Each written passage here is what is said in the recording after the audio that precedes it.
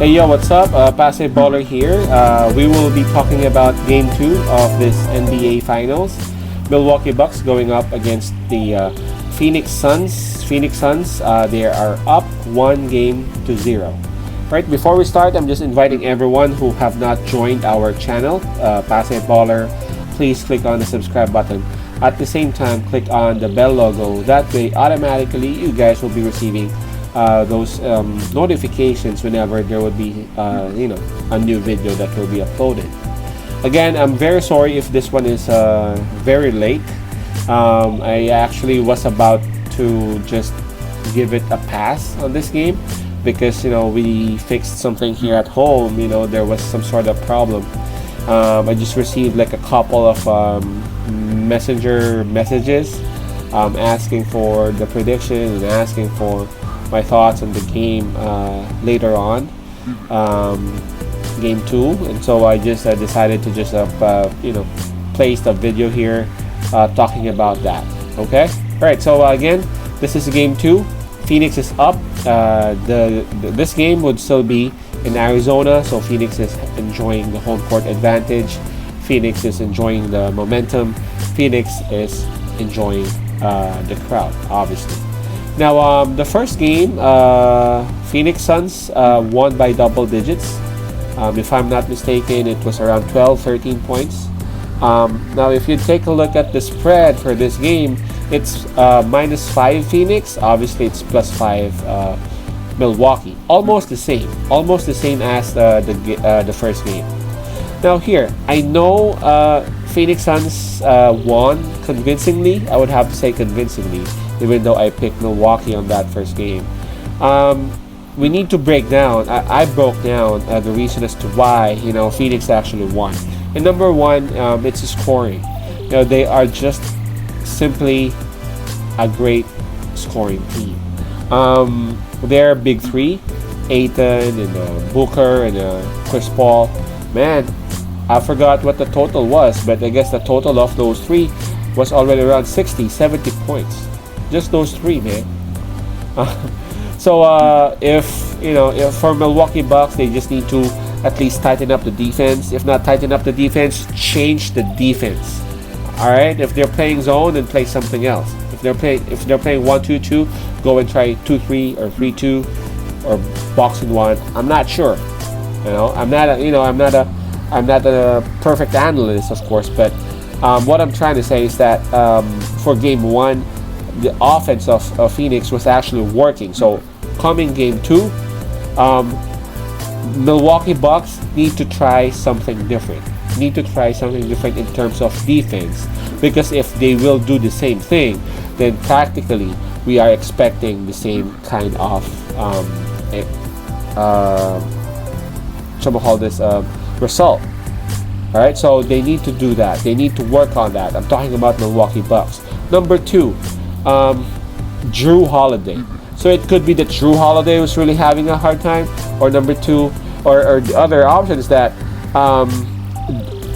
a great defense was really being placed on Jrue Holiday. As for me, both happened. Jrue Holiday only had 10 points on that game. Milwaukee Bucks cannot afford him to be absent. For me, 10 points, yeah, it's a good, it's a good game, but not for a finals, not for a Jrue Holiday in the Milwaukee Bucks at this situation. Jrue Holiday would need to come out of his shell. Jrue Holiday would need to, if possible, double up his performance. He has to be a pressure on Milwaukee Bucks offense.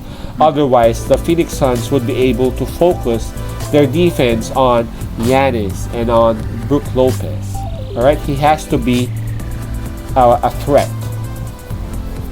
All right, so another thing that I'm also looking at is the absence of Super Mario.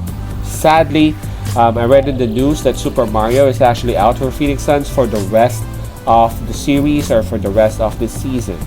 I guess it has something to do with the knee, right? Was it a knee or a foot injury?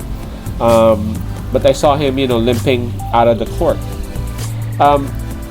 Now, hold on. I know some of you may be wondering, hey, what's with Super Mario Darich? He's not even a superstar. He is not a superstar for sure, but he is actually a legit reliever for DeAndre Ayton. You know, we can't afford DeAndre Ayton to be tired each and every day. Otherwise, it will affect, of course, his scoring capability, even his defense. You know, how can you defend well if you're too tired? You know, and Darius Saric was actually providing very good, very good and very efficient time whenever he goes in the game. Now we don't have a choice. I mean, Phoenix Suns don't have a choice. They have to use Kaminsky. Kaminsky, well, he was good in college. You know, he was actually decent in the NBA. But let's be honest. In this playoffs, he was actually the third option. So he was like the third unit in the bench. So we'll see how good Kaminsky would be whenever he's the one in game in replace of DeAndre Ayton. Now, as for me, for Milwaukee Bucks, I'm gonna make sure that DeAndre Ayton's defense will be attacked. Because obviously, if DeAndre Ayton's defense will be attacked, he will, get a couple of fouls early, maybe even 3 fouls, and he would sit down. Then you would have Kaminsky. Kaminsky, man, I'm not sure if he would be able to defend Brook Lopez, or maybe a surging Giannis Antetokounmpo. So those are the options and those are the factors that I'm looking at in this game too. And again, I looked at the spread. It's -5 Phoenix Suns. I'm gonna still pick Milwaukee Bucks +5.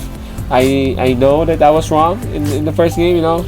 Things happen, but I'm gonna still pick with +5. I think Milwaukee Bucks may still lose this game, but I don't think it will be, it will be like how it was in game 1, because for sure adjustments will be made. There were just too many baskets that were given by the Bucks, and I'm sure they would be able to cut it down. I'm not sure if they would be able to cut it down to the point that Milwaukee will win, so we'll just pick the plus. All right, so my pick on this game too, Milwaukee Bucks +5. Again, it's Milwaukee Bucks +5.